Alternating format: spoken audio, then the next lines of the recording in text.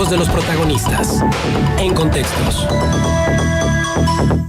Siguen llegando más llamadas, le vamos a dar salida más adelante en torno a la entrevista que tuvimos con el secretario ejecutivo del IEC y también la sugerencia precisamente que nos está haciendo Sara Martínez. Sería conveniente que hicieran una mesa de análisis para que de una vez por todas nos aclaren todo este desbarajuste que se traen. Y le damos la bienvenida en el estudio a Juan Carmen Rentería.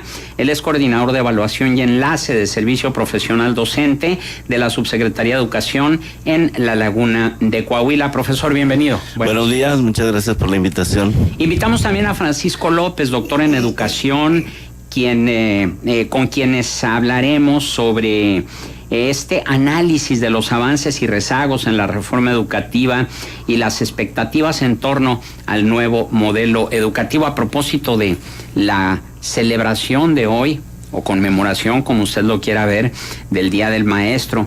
Celebración para todos los maestros que realmente pues le echan ganas, que ven su vocación como un apostolado, y una simple conmemoración para quienes pues no tienen la vena magisterial, sino que lo ven únicamente como un trampolín para la burocracia o para la actividad administrativa en el sindicato o simple y sencillamente para la grilla electorera. Profesor, en primer lugar, felicidades. Muchas gracias. Sí, bueno, es el Día del Maestro.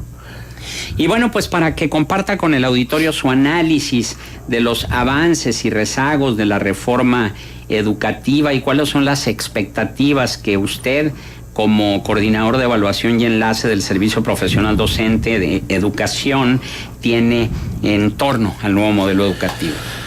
Bueno, yo creo que a partir de 2013, cuando se genera el acuerdo en el que pues prácticamente nace esta reforma, no solamente la Secretaría, sino yo creo que la comunidad completa pues desarrolló muchas expectativas en torno a pues la mejora educativa. Conocíamos ya pues que no éramos como país una de las mejores o de los mejores sistemas educativos en el mundo. Sabíamos también pues cuáles son nuestros defectos, nuestras deficiencias. Nuestros alumnos pues no aprenden lo que deben aprender. No saben lo que deben saber, no saben hacer lo que deben saber hacer al egresar de los diferentes niveles educativos, y bueno, pues esto nos restaba competitividad y nos sigue restando competitividad en el resto del mundo. A partir de que se inicia la reforma, bueno, vimos claramente que pues no había todavía en el inicio de la reforma una dirección clara de hacia dónde se iba a dirigir la actividad docente educativa, es decir, lo que sucede en el salón de clase. Esta reforma fue muy criticada como una reforma más bien administrativa, laboral, y no una reforma en torno a lo esencial, que bueno, el año pasado pues, se presenta ya, bueno, este ciclo escolar se presenta el nuevo modelo educativo, en el que bueno, pues lo nuevo del nuevo modelo educativo es que recién acaba de ser presentado, ¿no? La base teórica, la base metodológica, la base filosófica, pues representan más o menos lo mismo que ya conocíamos. Entonces, creo que el nuevo modelo educativo, pues solamente para algunos que realmente aman la educación, pudiera representar, pues no sé, una orientación hacia la mejora de la educación en México.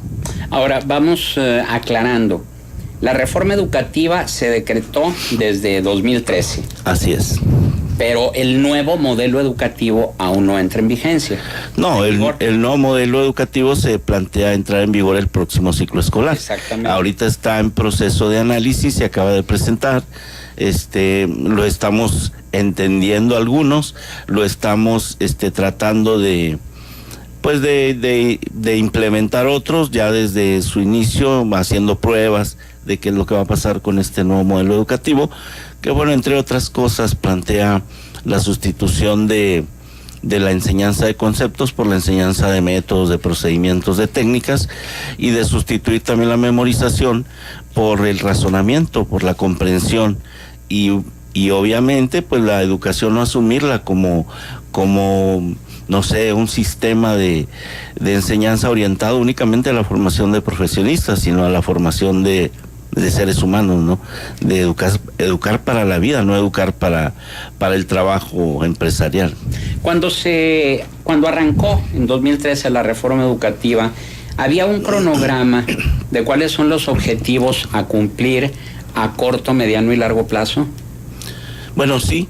De hecho, en lo que toca a mi trabajo, a mi función, para 2018 se plantea haber evaluado a todos los maestros, que fue una de las acciones que pues creo que causaron más revuelo de todo lo que ha significado la reforma educativa, la evaluación de los maestros.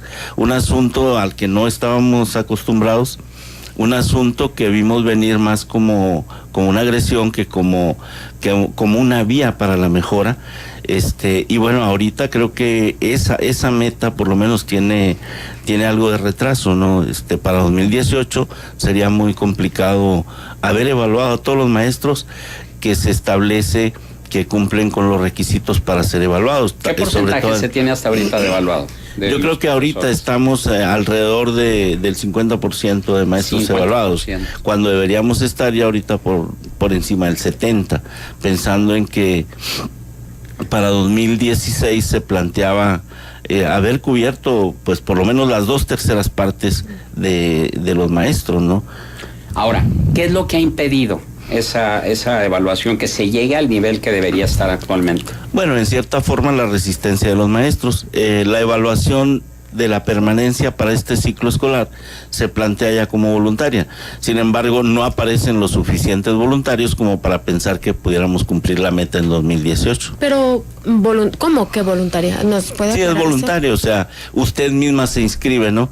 Con la idea de que ser evaluada y tener muy buen resultado, entonces le genera algunos beneficios. ¿Cuáles son los beneficios? Que si usted tiene pocas horas, si su plaza no es de jornada y bueno, de hecho los maestros trabajan por horas, ¿no? Pero si la cantidad de horas que usted tiene no es el tiempo completo, entonces tiene la posibilidad de aspirar a tener tiempo completo o a tener más horas. En el caso de otros maestros, pues entran en el sistema de estímulos, lo que sustituyó a la carrera magisterial, que es un sistema de estímulos que va del nivel K1 al K7, en donde la mejora es en incremento a su salario. Entonces, este discurso respecto a que con la evaluación los malos profesores dejarían de estar frente al grupo, no va a ocurrir, porque finalmente no se van a ir a evaluar. Bueno, muchos de ellos no alcanzarán a ser tocados, por lo menos no en este sexenio. Pero no hay sanción para el que no se evalúe. No, es voluntario. No la hay. Si es voluntaria no debe haber sanción. Pero entonces debería hacerse obligatoria, ¿no? Porque es parte de la reforma educativa. Claro, o sea, obligatoria en el sentido moral, o sea, en el sentido ético, en el sentido profesional. No, pero si vamos a hablar de moral, pues muchos van a decir que la moral es un árbol de moras, ¿verdad? Como decía Gonzalo N. Santos. No, en este caso se trata de que no es si tú quieres, es que te tienes que evaluar para poder precisamente calificar el nivel de educación que hay en el país. No, desde luego, no, o sea, en el sentido de la evaluación como una vía para la mejora, yo creo que pues debió ser obligatoria desde el principio para todos, ¿sí? Ahora, pero ¿no está planteada la obligatoriedad en algún punto? Es decir, hasta ahora no. La reforma no incluye que sea obligatoria. No, bueno, en lo que refiere a permanencia, no. Para este ciclo, la evaluación es voluntaria. Pero ya en el próximo ciclo sí. Se supone que si se piensa cubrir hasta el 2018 a la totalidad de los maestros que tienen más de 3 años de servicio, pues sí, tendría que ser obligatorio. Exacto. Ahora, el CENTE dio a conocer que cuenta con 1.619.990 docentes afiliados, pero el INE, el Instituto Nacional de Evaluación de la Educación, detectó 1.050.540 docentes. Es decir, hay 569.000 trabajadores de la educación, docentes de la educación, que de acuerdo con la nota de reforma, pues podrían estar trabajando como comisionados. En el caso de la Laguna de Coahuila, ¿se tiene algún conteo? ¿Cuántos profesores están realmente en el aula y cuántos están comisionados? Bueno, a estas alturas yo creo que ya deben estar claras las cifras, ¿no? Recuerde que lo primero o parte de las primeras acciones fue definir la nómina magisterial. Una de las primeras cosas con las que nos encontramos en el inicio de este sexenio fue que no sabíamos ni siquiera cuántos maestros teníamos realmente en las escuelas. Se realizaron muchas acciones localmente y a nivel nacional en cuanto a enviar a los maestros que se tenían comisionados tanto en las oficinas de la Secretaría, cumpliendo una función diferente a la función docente, se regresaron a sus aulas. Igual con ¿Todos? Sí, yo diría que todos. Digo, yo soy parte de eso, ¿no? Yo tengo una clave docente en la cual para poder continuar en la administración tuve que sustituir por un permiso con una clave administrativa. Es decir, una de las medidas de la Secretaría fue que los que fueran docentes estuvieran en las aulas cumpliendo una función docente, y quienes quisieran seguir colaborando de manera voluntaria con la administración, entonces tendrían que solicitar un permiso en su plaza docente para continuar trabajando, pero con una plaza administrativa. ¿Y eso en el sindicato o en la Secretaría? Eso es en los dos campos. Bien, si me permite, vamos a hacer una breve pausa y continuamos con esta charla en torno a los avances y rezagos de la reforma educativa y las expectativas en torno al nuevo modelo educativo. Siga con nosotros. Nos dice Ricardo Hidalgo: no tenemos ni tendremos un sistema educativo eficiente. El método de competencias fracasó porque nunca se entendió, no se sabía cómo aplicar ni cómo evaluar. Gracias a la SEP y al nuevo modelo, ni es modelo ni es nuevo y va destinado al fracaso. Gracias otra vez a la SEP para que una deforma hacia los maestros, porque la SEP considera que ellos son el problema, los maestros son malos, y ahora sin los recursos, sin que la evaluación docente repercute en mejores prácticas de enseñanza, sin la infraestructura, va al fracaso. Tal es el fracaso que está prohibido reprobar niños en primaria y secundaria, solo para las estadísticas, es lo que dice Ricardo Hidalgo. Y bueno, pues sí nos aclaraba el profesor Juan Carmen Rentería, coordinador de evaluación y enlace del Servicio Profesional Docente de la Subsecretaría de Educación en la Laguna de Coahuila, que bueno, no es que esté prohibido reprobar a niños en primaria y secundaria, sino que más bien se le da la oportunidad para que presente algún examen extraordinario o presente algún trabajo y finalmente no repruebe. Y tenemos en la línea telefónica también a Rolando Cruz, él es doctor en educación. Rolando, gracias por acompañarnos, muy buenos días. Te saludamos Diana Torres y tu servidor Juan Ceballos. Muchas gracias, Juan, muy buenos días al auditorio. Pues primero que nada agradecer a GREM y a ustedes la invitación para participar en este día en el programa. Como tú sabes, yo estoy en Durango. Así y es. También tengo la fortuna de trabajar en la Coordinación Estatal del Servicio Profesional Docente en Durango. Especialmente, pues quiero agradecerte a ti, Juan, que siempre te preocupas por todos los temas educativos y pues te consideramos también un gran maestro, Juan, de la locución en La Laguna, y te reconocemos todo tu trayectoria y tu esfuerzo. Muchas gracias, Rolando. Y bueno, en tu calidad de doctor en educación, ¿cuál es tu análisis en torno a los avances y rezagos de la reforma educativa y cuáles son tus expectativas en torno al nuevo modelo educativo? Sí, muchas gracias, Juan. Mira, sabemos pues que la reforma educativa no es solamente la evaluación al desempeño docente, ni tan solo es solamente la cuestión del ingreso, la promoción y la permanencia. Pareciera que hemos reducido a la reforma educativa a un asunto de carácter laboral, administrativo y de evaluación. Habría que recordar, Juan, que la reforma educativa tiene 7 ejes que contemplan el planteamiento de ellos. Lo que se ha discutido mucho es por qué se empezó directamente con la evaluación y no con el modelo educativo, por ejemplo. Entonces, de los siete ejes, solamente se han abordado 3 de ellos, y me parece que habría que discutir muy fuertemente esto último que ha salido en 2016, que es el nuevo modelo educativo y la nueva propuesta curricular, porque habría que recordar que la propuesta de un nuevo modelo incluye una nueva propuesta curricular. Habrá de discutirse ampliamente la forma en la que se va a implementar.